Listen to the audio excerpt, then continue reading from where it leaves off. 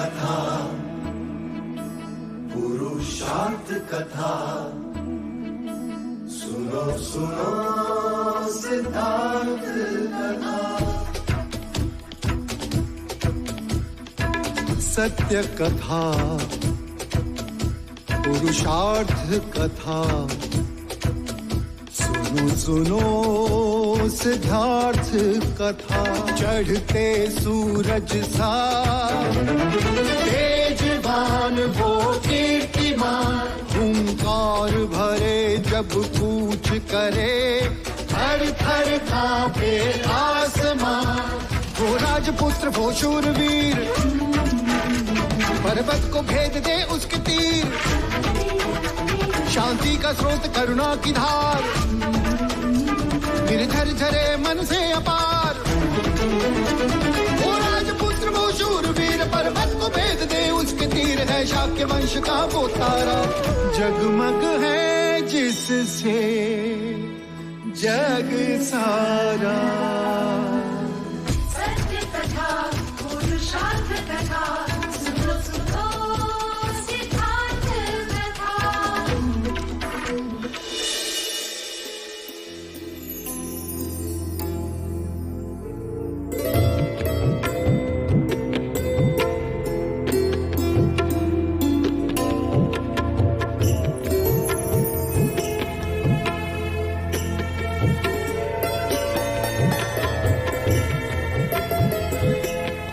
आज से मेरे सारे सुख तुम्हारे और तुम्हारी सारी पीड़ा मेरी। पुत्री, अब गृह प्रवेश करो।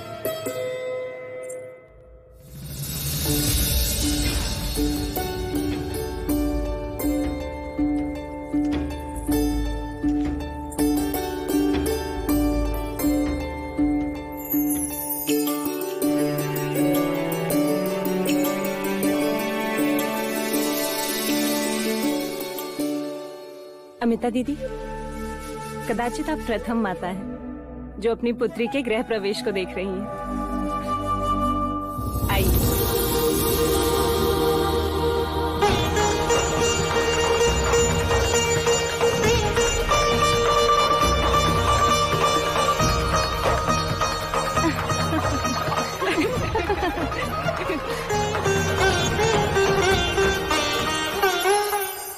देखते हैं कौन ये अंगूठी खोज पाता है।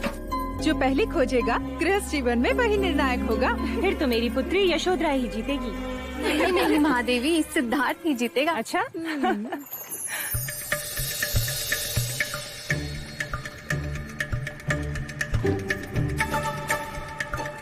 भैया मैं आपकी सहायता करूं? अरे अरे अरे, इतनी आतुरता छोटे युवराज, अवसर तो आपका भी आएगा।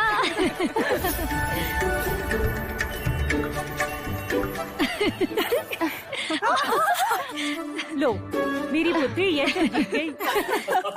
वो तो सिद्धार्थ जानबूझकर हार गया, क्यों युवराज? अर्थात अब यशोधरा के आगे तुम्हारी नहीं चलेगी सिद्धार्थ।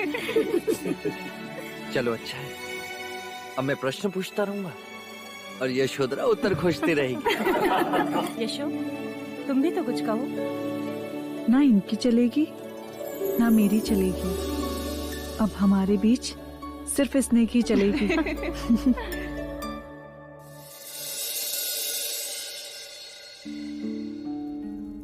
आज आपके नगर वधू की परीक्षा है।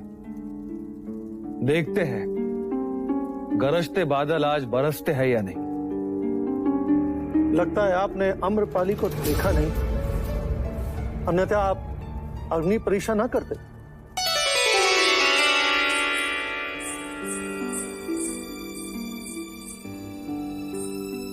युवराज, वैशाली की नगरवधु अम्रपाली की ओर से प्रणाम स्वीकारें और आपकी विवाह की खुशी में मेरी ओर से नृत्य की भेंट स्वीकारें।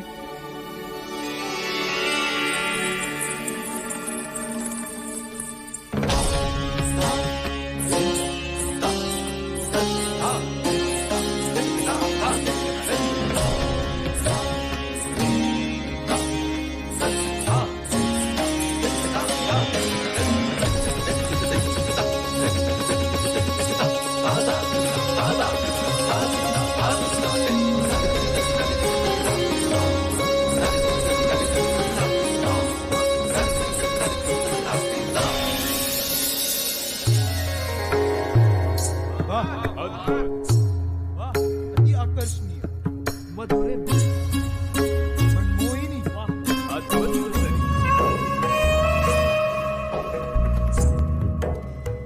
अद्भुत, ऐसा रूप, ये तो स्वर्ग की अप्सरा है। अमृपाली,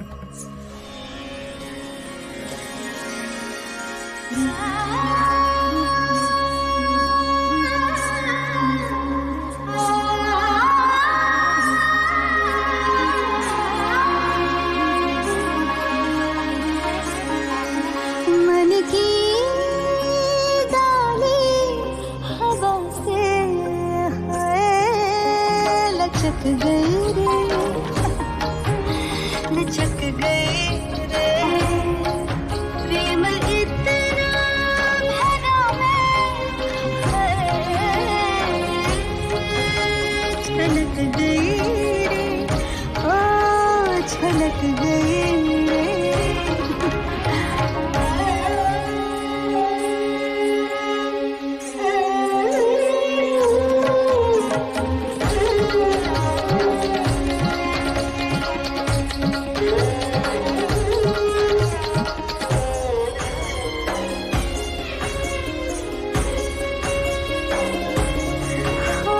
रंग और रूप की मैं हूँ मंदाकिनी, मेघ में मैं बस बन के सौदामिनी। हाँ, दसों दिशाओं में शोभित है मेरी छवि,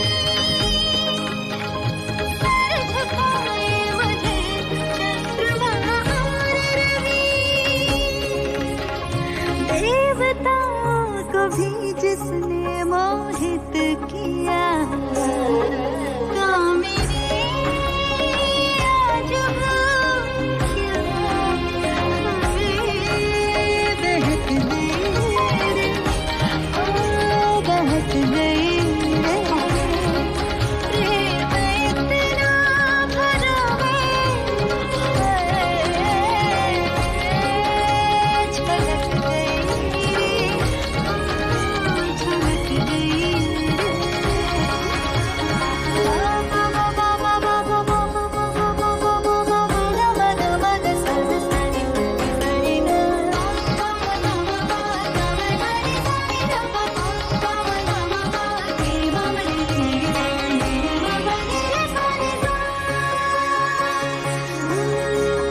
कभी आई नहीं रूप से आँचनी,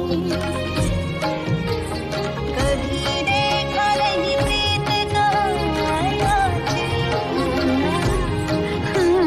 तन पे मेरे अब उन नैनों की छाप है।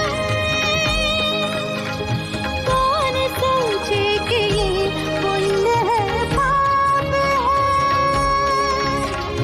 राह सच की दिखा किसी और को, हाँ भटकना मुझे मैं, ओ भटक गई रे, ओ भटक गई रे, प्रेम इतना भरा मैं, छलक गई रे, ओ छलक गई रे।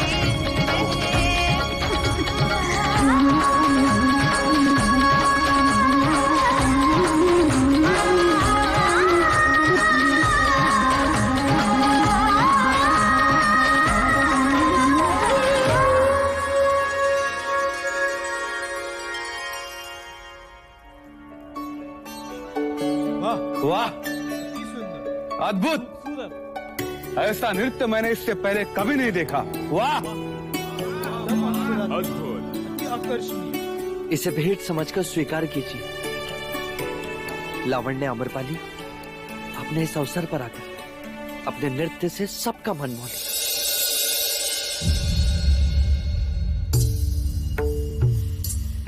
मैं इसे स्वीकार नहीं कर सकती। क्यों नहीं कर सकती देवी? क्योंकि मैं आपसे कुछ और भेंट चाहती हूँ। क्या? इस हार के बदले मुझे एकांत में आप कुछ घड़ियां दे दे तो?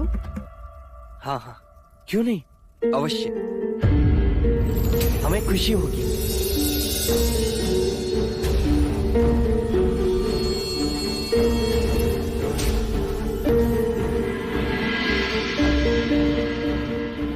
कहिए देवी, कब मिलना चाहेंगे आप? धृष्टता ना हो तो इसी वक्त एकांत में। अवश्य। लावण्य आम्रपाली से एकांत मंत्रणा की व्यवस्था की जाएगी, जहां केवल आप रहें और मैं, दूजा कोई नहीं।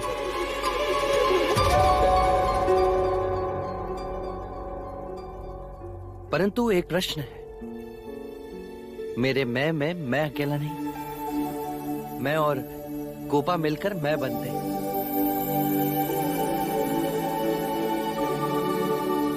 मैं इसका और ये मेरी अर्धांग है।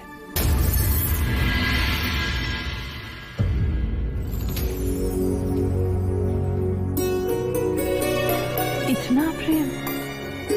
हाँ, सारे जग में प्रेम बढ़ना चाहिए और आरंभ अपनों से होना चाहिए। यदि आप प्रेम की भावना समझती हैं, तो कृपया इस माला को स्वीकार करें। आपकी कला अतुलनीय है, लावण्य आम्रपाली।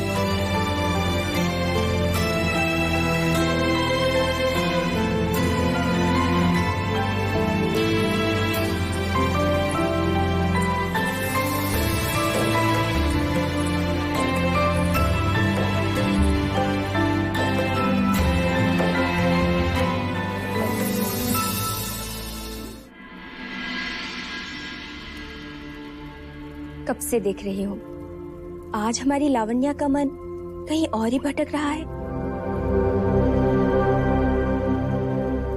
मुझे राजकुमारी यशोधरा से ईर्ष्या हो रही है। युवराज सिद्धार्थ उनसे कितना प्रेम करते हैं। परंतु ईर्ष्या कैसी देवी? आप क्या किसी राजकुमारी से कम हो? संपूर्ण संसार के राजा और राजकुमार आपकी एक दृष्टि के लिए तरसते हैं। क्या ये प्रेम नहीं है? नहीं उषा, वो केवल वासना है। उनमें से ऐसा कोई नहीं जिसकी दृष्टि के लिए मैं तरसूं। सभागृह में सभी राजाओं की दृष्टि मेरे शरीर पर सांप की तरह रेंग रही थी, और सिद्धार्थ की दृष्टि में मैं जैसे उपस्थित ही नहीं।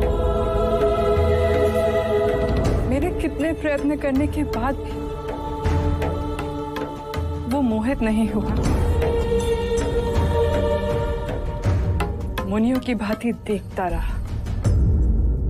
इसमें दुखी होने की कोई बात नहीं। आप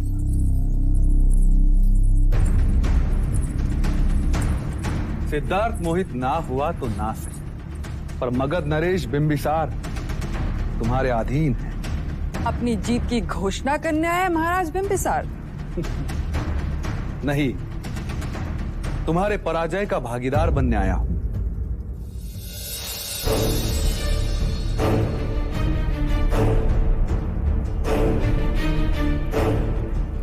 चाहे तुम शर्त भले ही हार गई हो देवी, पर आज से तुम हमारे मगध की सीमा वाले श्रृंगार महल की रानी हो।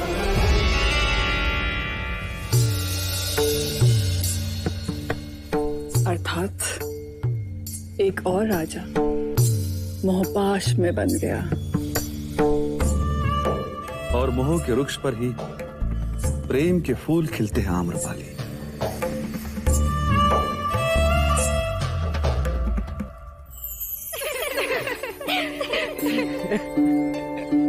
युवराज, आज आपने इस नीरू का सपना तोड़ दिया। मैंने?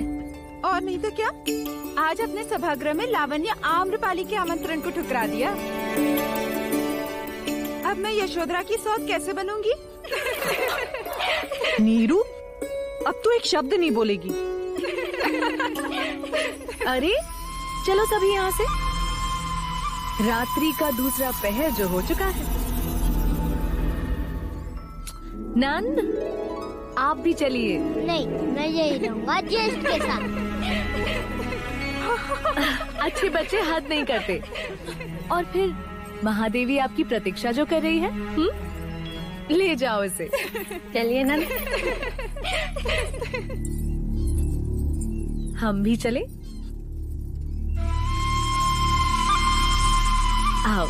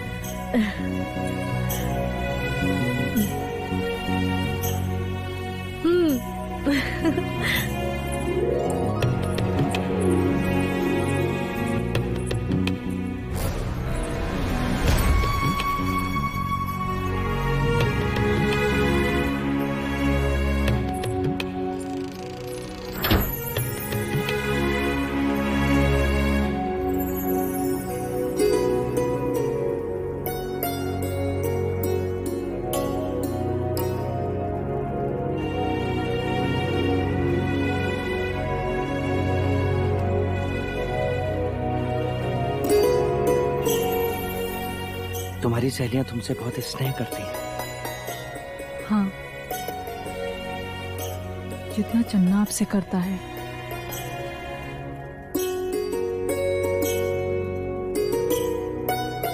एक प्रश्न पूछूं? मना करूंगी तो मानोगे? नहीं ना?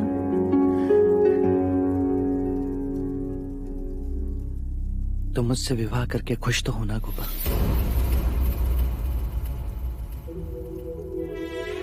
ये कैसा प्रश्न है?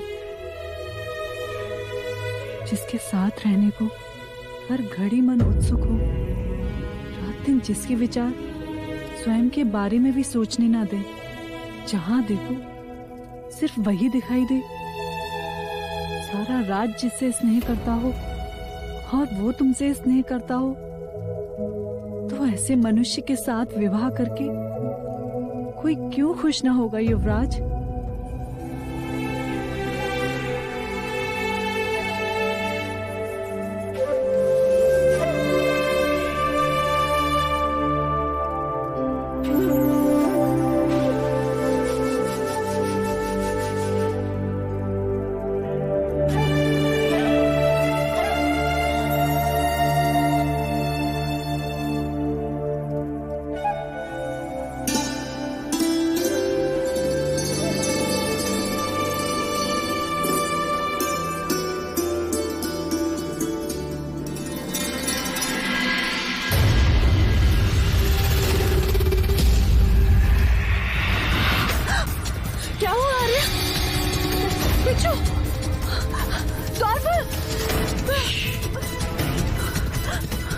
किसी को मत बुला।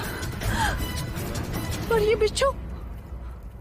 इस समय इस बात का फैलना पूरे महल में कलेश फैला देगा। चन्ना यही है, मैं उसे बुला लेता हूं, वो इन्हें दूर कर देगा।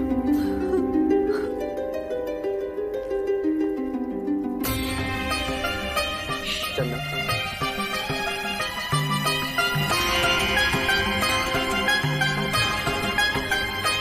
यहाँ कोई है जो विष फैला रहा है। आज सुबह वरमाला में बिच्छू निकला तो सोचा योगानुयोग होगा, पर यहाँ पर इस तरह इन बिच्छुओं को रखना, ये एक षड्यंत्र है युवराज। इस महल में कोई है जो हमारे विवाह से खुश नहीं है, कोई है जो हमें साथ नहीं देख सकता। नहीं गोपा, इस महल में हमारा कोई विरोधी नहीं, सब हमारे स्नेही हैं।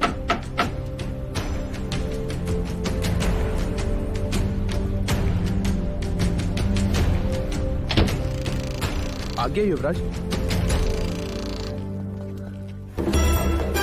चन्ना, इन बिच्छुओं को बाहर फेंक दो। इन्हें मारना मत चन्ना। इन्हें बाहर जीवित झाड़ियों में छोड़ो। संभाल के।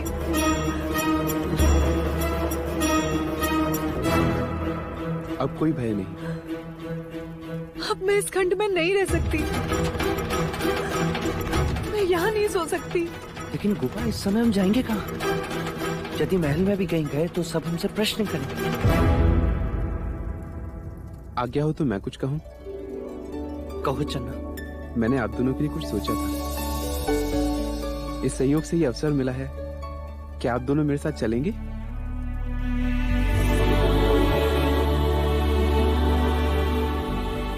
मुझे थोड़ा समय दीजिए, मैं रथ जोड़ कर आता हूँ। तुमने सबको बताने से मना क्यों किया? गोपा, इतनी सी बात के लिए सबको? इतनी सी बात? यदि हमें कुछ हो जाता तो? पर कुछ हुआ तो नहीं ना गोपा। भय से अधिक भय की कल्पना मनुष्य को पीड़ा देती है। तो क्यों ना हम भय से मुक्त हो जाए?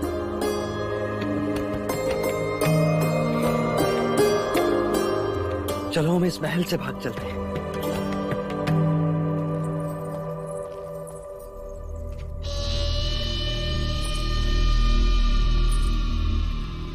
कुमार देवदत्त,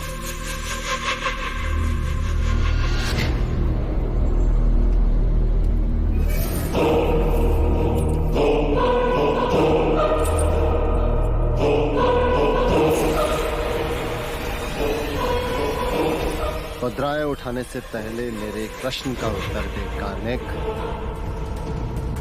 क्या कार्य संभाला तुझे? राजकुमारी यशोधरा का अपहरण। और तू किसे लेके आया?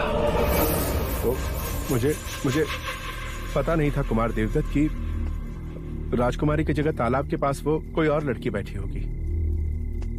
और मैं भी नहीं जानता कि इस पोटली में मुद्राओं की जगह और क्या है। मैं आपके सारे कार्य कर दूंगा कुमार देवदत्त। अर्थात तू वर्षा ऋतु के जाने के पश्चात खेत को जोतेगा? हाँ, क्या कहा था तुमने कार्निक? कि धन के लिए तो तू अपने प्राण भी ले सकता है।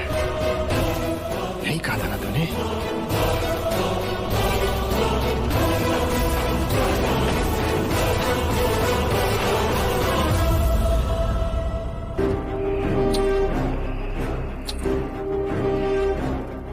कार्निक, ये ले धन और ले ले अपने प्राण।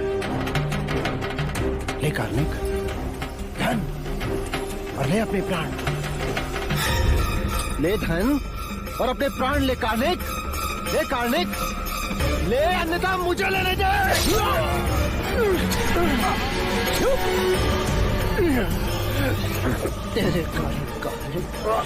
तेरे कारण यशोधरा सिद्धार्थी हो गई। तेरे कारण मेरी पराजय हुई कार्निक। तेरे कारण देवदत्त की पराजय हुई कार्निक। तेरे कारण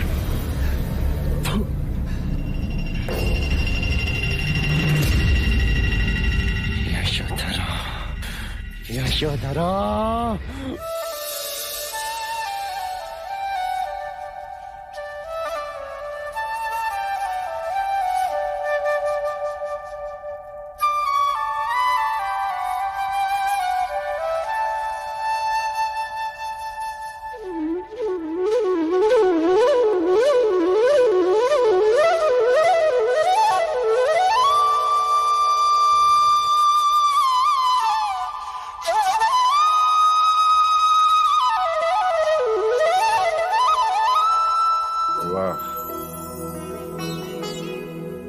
आज तुम्हारी बांसुरी का हर सुर यह कह रहा है कि तुम अत्यंत प्रसन्न हो।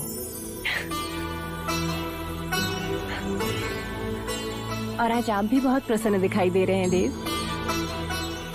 हाँ, समय कैसे करवट बदल गया। लग रहा है कली की बात है। सिद्धार्थ सो रहा था तुम्हारी गोद में और तुम बांसुरी बजा रहे। आज नंद सो रहा है और तुम। सिद्धार्थ का विवाह हो गया।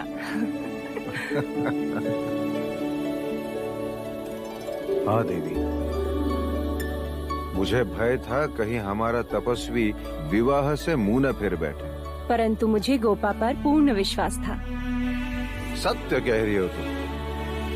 यशोधरा के रहते सिद्धार्थ वैरागी बन ही नहीं सकता। वो उसे गृहस्थी से बांध के रखेगी। असित मुनि की भविष्यवाणी अब झूठी प्रमाणित होगी।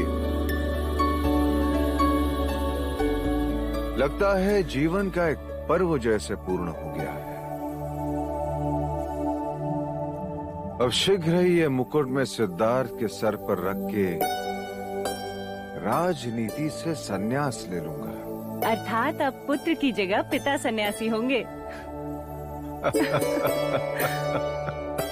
हाँ। तो अब ये आंखें उस दिन की प्रतीक्षा करेंगी कि कब सिद्धार्थ का राज्याभिषेक हो और कब वो सम्राट बने। आने को तो वो दिन कल भी आ सकता है। अवरोध केवल इतना है कि सिद्धार्थ को शाक्य संघ का विश्वास अर्जित करना होगा। उनके प्रत्येक प्रश्न का उत्तर देना होगा।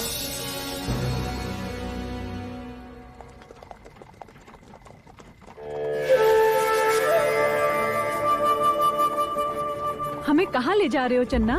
ऐसी जगह जो युवराज को बचपन से बहुत पसंद है। कहाँ? बोलो तो मानो। किसी पहाड़ी पर? ना। तो किसी गुफा में? ना। तो तालाब के किनारे।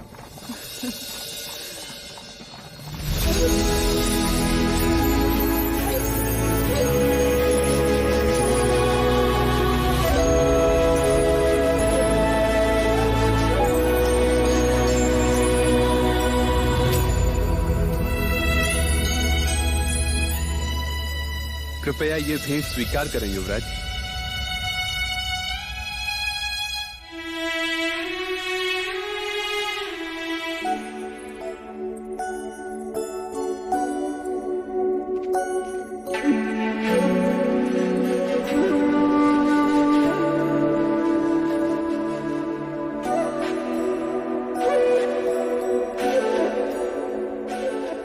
तुम्हारे इस उपहार के अमृत बिच्छू का विष बुला दिया चंदा।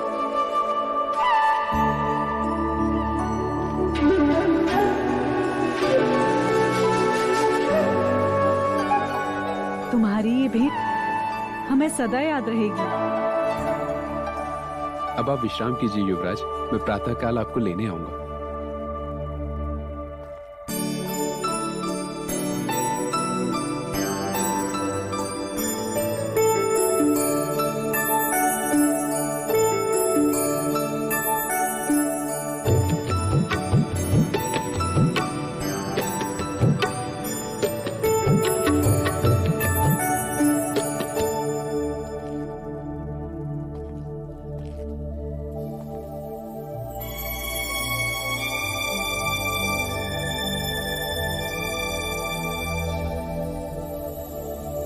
अरे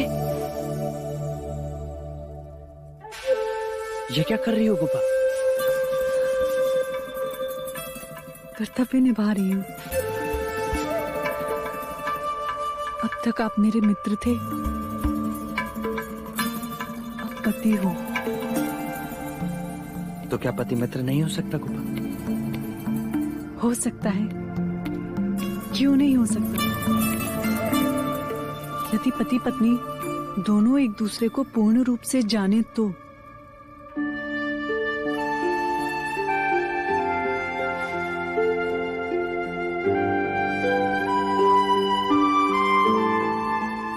तो क्या हम एक दूसरे को पूर्ण रूप से नहीं जानते?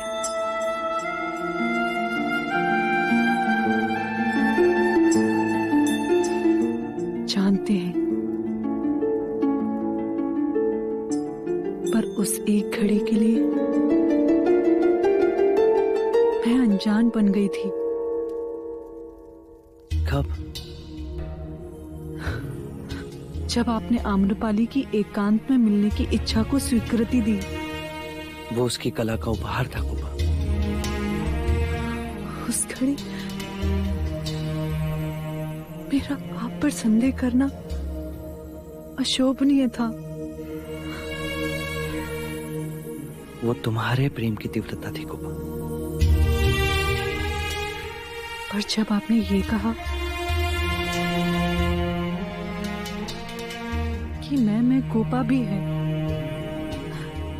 तब मैं स्वयं अपनी दृष्टि में ऊंची हो गई। आर्य, कदाचित तुम भूल गई हो कि तुमने मुझे 7 जन्मों के लिए बांध लिया है।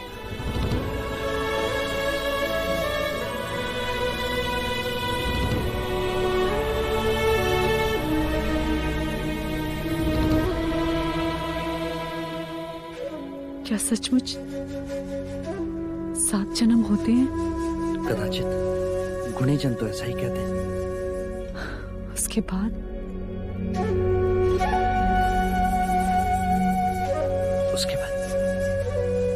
उसके बाद क्या कुबा? उसके बाद क्या होगा ये नहीं जानती, पर 7 घड़ी बाद क्या होगा ये जानती हूँ।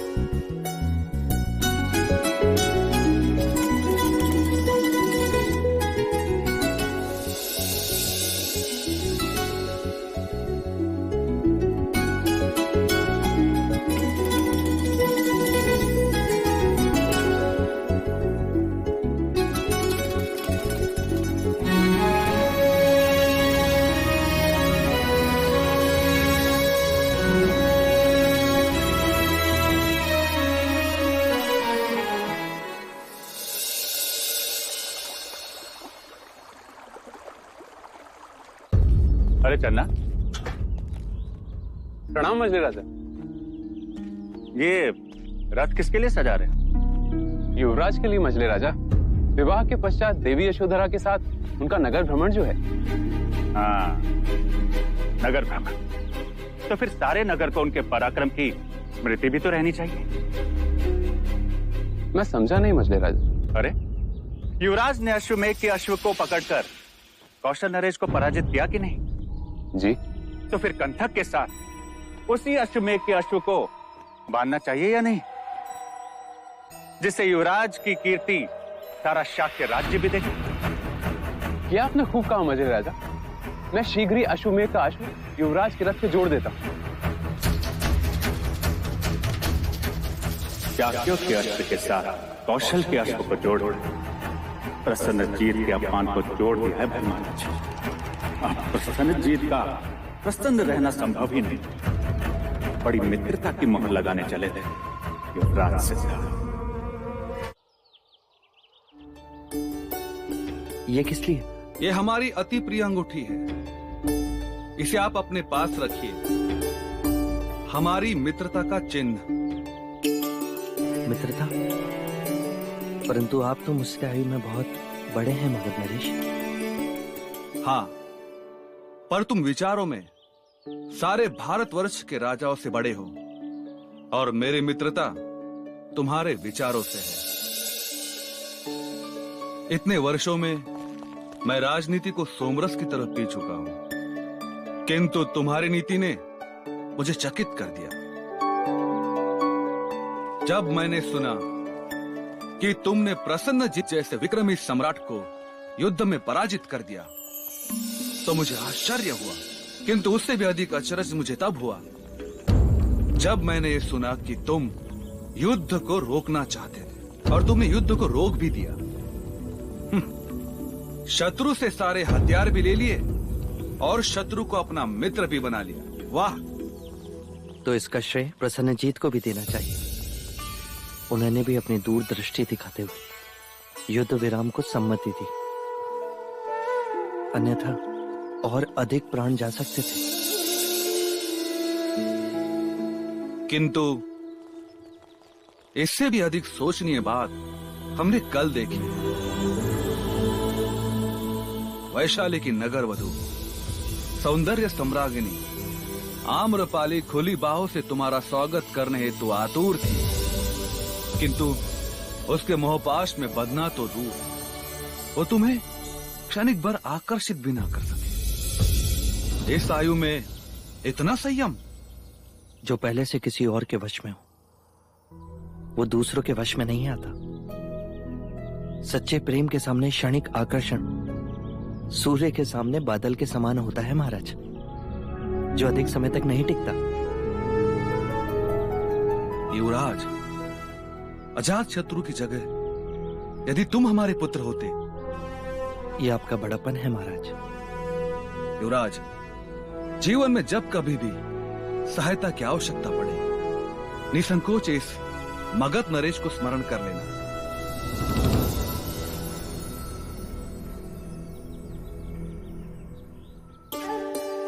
शताय शुभम।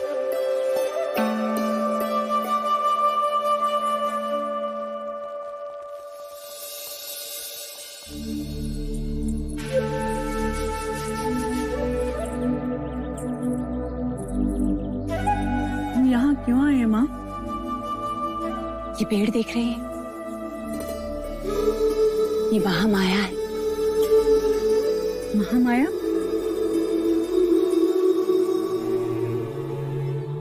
महामाया मेरी बड़ी भगिनी, तुम्हारी बड़ी बुआ, महाराज शुद्धोधन की पहली पत्नी और सिद्धार्थ की जन्मदायित्री। इसे प्रणाम करो। दीदी, ये यशोधरा है, तुम्हारे सिद्धार्थ की पत्नी।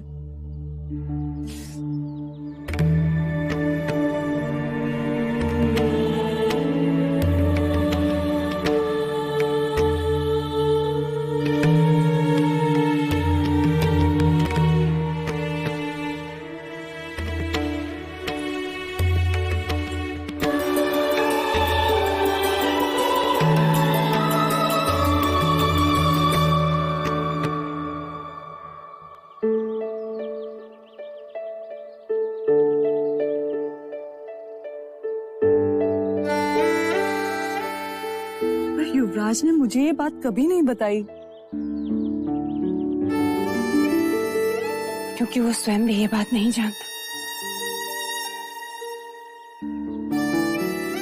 वो तो केवल ये जानता है कि मैं ही उसकी माँ। क्यों छिपाया आपने माँ? क्योंकि महाराज नहीं चाहते थे। ऐसा क्या कारण था?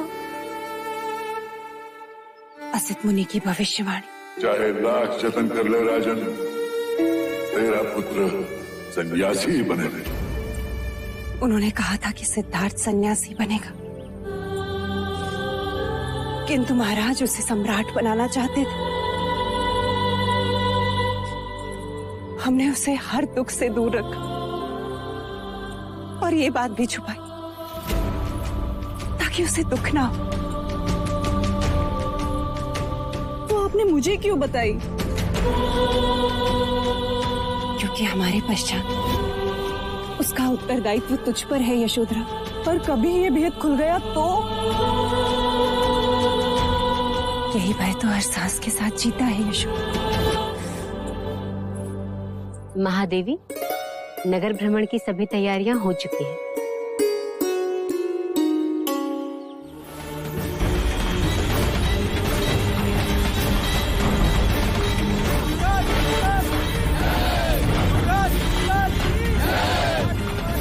अरे कौशल नरेश, आप खाली हाथ खड़े हैं?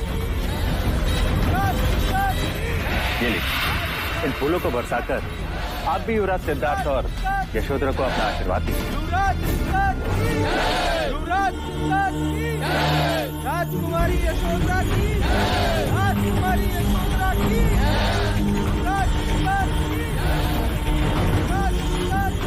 राजा द्रोणोदन, लगता है युवराज कपिल वस्तु के लोगों में अति प्रिय हैं, आपसे भी अधिक। सत्य कहा आपने। लोगों में विजेता ही पूजा जाता है, पराजित को तो होना ही मिलता है।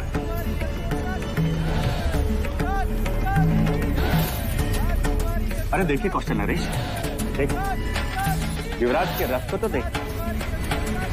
आपने अपनी और युवराज की मित्रता की घनिष्ठता देखी। एक और उनका प्रिय अश्वकंठ और दूसरी ओर आपके यज्ञ का अश्व।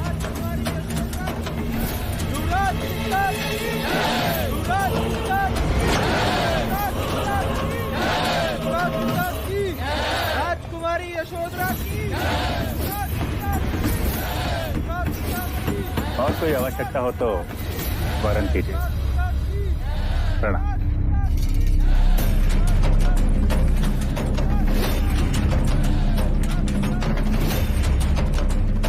शाक्यों की कूटनीति देखी महाराज। आपको अपमानित करने हमारे अश्व मेघ के अश्व को अपने रथ से बांधकर हमें यह जताया जा रहा कि हमारे अश्व मेघ का अश्व हम उनके काबू में। आप पराजित हो और वो विजेता। नहीं, ये बात नहीं हो सकती। यही बात है महाराज। विवाह मंडप में मैंने स्वयं महाराज को दूतन को दूसरे शाक्य राजाओं से कहते सुना। हमने उसे विवाह का आमंत्रण दिया, परंतु उस आमंत्रण को स्वीकार कर लाचार होकर प्रसन्नजीत को कपिलवस्तु आना। आपने हमारा दिया हुआ सम्मान देखा, परंतु होने वाला अपमान नहीं देखा। यदि ये बात सत्य है कि आप हमारे मित्र हैं, तो हमारे साथ द्वार पर खड़े होकर हमारे अतिथियों का स्वागत इन फूलों से कीजिए।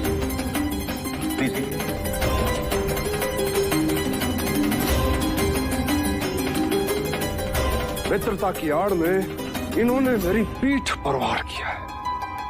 अब इस अपमान का बदला तो शाक्यों को चुकाना ही है। अब हम घड़ी भर भी यहाँ नहीं रुक सकते।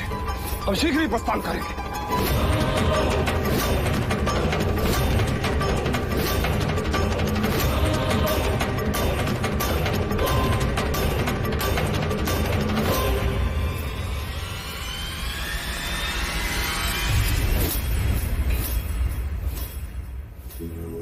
सत्य कथा, पुरुषार्थ कथा, सुनो सुनो सिद्धार्थ कथा।